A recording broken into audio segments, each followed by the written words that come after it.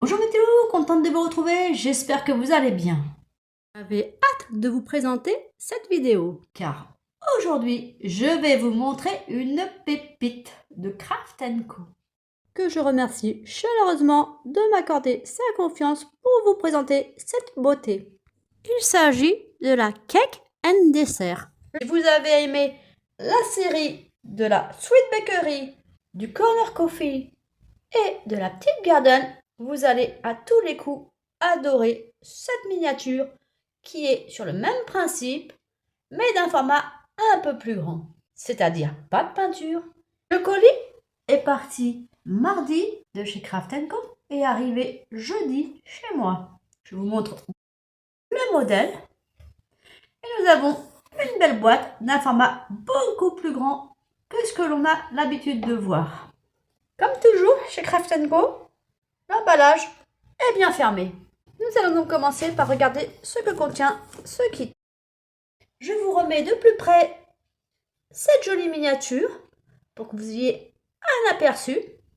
N'hésitez pas à cliquer sur le lien que je vous mets en descriptif pour aller voir plus en détail cette petite merveille. Je ne sais pas vous, mais moi, j'ai déjà l'eau à la bouche rien que de voir tous ces petits gâteaux. Passons au contenu du kit. Nous y trouvons un sachet zippé avec plein d'autres petits sachets et dessus on peut noter qu'il y a la référence de la miniature. Nous avons ensuite des planches déjà peintes y compris sur la tranche. Fini le souci des démarcations pas très esthétiques sur la structure et nos meubles. Nous avons un carton sous lequel on trouve le manuel, un film transparent souple pour faire les vitrines des présentoirs à gâteaux et nos papiers à découper. Comme on peut le constater, il n'y a pas grand-chose. Cette miniature s'annonce donc être juste le plaisir de construire vos meubles et d'assembler votre miniature sans les tâches plus ardues de la peinture ou du découpage. Nous allons donc avoir dans cette miniature un maximum de fun. Sur le manuel, nous retrouvons la référence de notre miniature, son inventaire et vous remarquerez les forfaits pour nous indiquer le numéro du sac. Le mode d'emploi est tout en photo. Les explications sont en anglais, mais avec Google Lens, on a la traduction assez facilement. Pour cela, vous prenez la photo, vous ouvrez avec Lens et vous lui demandez de traduire le texte que vous avez sélectionné.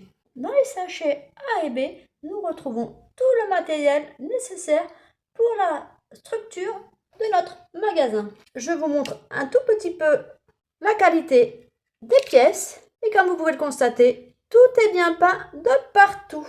Pour les maniaques comme moi, ça va être beaucoup plus simple et surtout, pas de risque de casse en détachant nos pièces. Je ne vais pas vous montrer tous les sachets car c'est le même principe dans tous. Dans les sachets C, D, E, nous trouverons toutes les pièces qui vont nous permettre de constituer nos meubles. Dans l'inventaire, pour les pièces susceptibles de porter à confusion, elles sont à la taille réelle. Il vous suffit donc de les poser dessus pour ne pas vous tromper. Nous avons aussi des pièces en plexiglas pour les vitres de notre structure. On notera dans l'inventaire que les plexiglas sont censés se trouver dans le sachet F, mais en réalité, ils sont dans le E. Il n'y a pas de sachet F. Nous allons passer maintenant au sachet G. Nous avons plusieurs sachets G qui vont nous permettre de réaliser tous les objets qui vont à l'intérieur de notre miniature. À commencer par des perles de toutes les formes et de toutes les couleurs. Je ne vais pas les ouvrir pour ne pas risquer d'en perdre, mais je vous les montre de plus près. Dans le sac G2, nous trouvons toutes les pièces qui ont un aspect doré.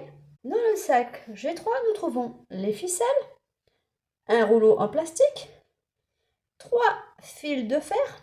Donc vous constatez qu'il n'y a vraiment pas grand chose et vous n'allez pas me croire, pas moins de 7 LED.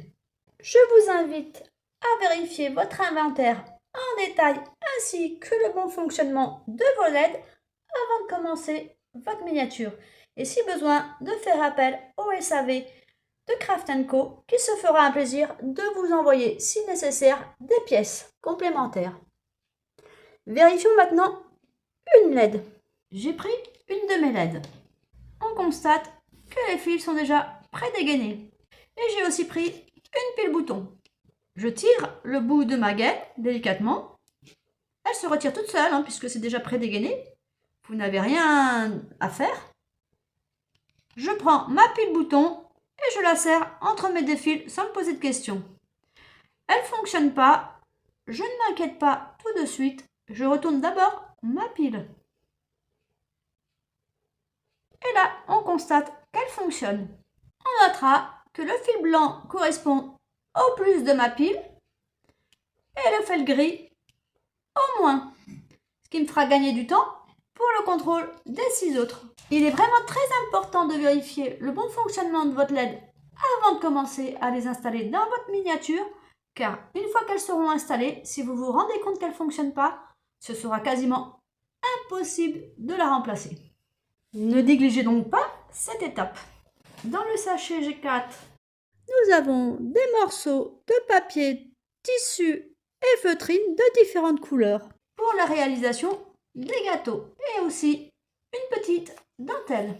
Dans le sac G5, je me fais un plaisir de vous le montrer car il m'a fait craquer. J'ai halluciné.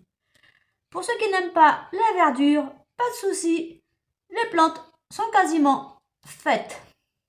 Quelques petits pistils qu'on a l'habitude de voir. Et attention, pas de tasses en papier avec des anses en fil de fer. Elles sont déjà faites. Et oui, les 3 tasses sont faites. Je suis sûre que vous étiez nombreux à redouter cette étape. Nous avons 2 petites colombes, mais vous pouvez obtenir un autre modèle. Ça dépend de votre kit, c'est du hasard. Et une petite tour Eiffel. Et ensuite, le summum. Nous avons des petits rouleaux de fruits juste à découper des tranches, des petits rouleaux de cœur, de fleurs et de différents gâteaux. Inutile de vous dire que s'il en reste, vous allez en avoir l'utilité dans beaucoup d'autres miniatures.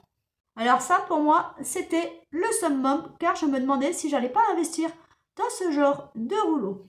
Et enfin, pour terminer cette présentation de l'inventaire, nous avons le boîtier à piles pour 2 piles LR3, ainsi qu'un papier de verre et de la colle.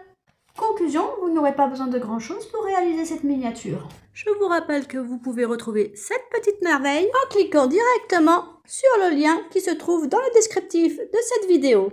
N'hésitez pas à cliquer car en ce moment, il y a de super promotions qui peuvent aller jusqu'à plus de 50% sur certaines miniatures. C'est l'occasion d'anticiper les cadeaux de Noël.